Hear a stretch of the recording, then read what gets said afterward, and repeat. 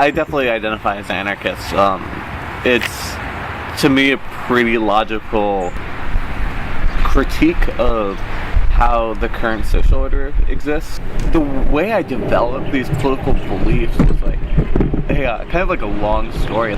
I was always class conscious. Like, growing up, I was one of the only working class families, and like, my mom was like a waitress, I think, a lot of times, and other times she worked at factories that were close by.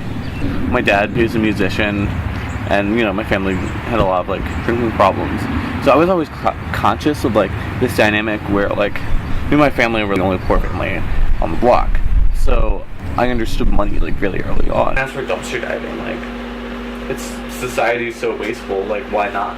I've been doing it since I was 17 now, and I'm 22. There's a whole underclass of people already that do it. It's not just like an anarchist thing. It's like more people do it. It happens.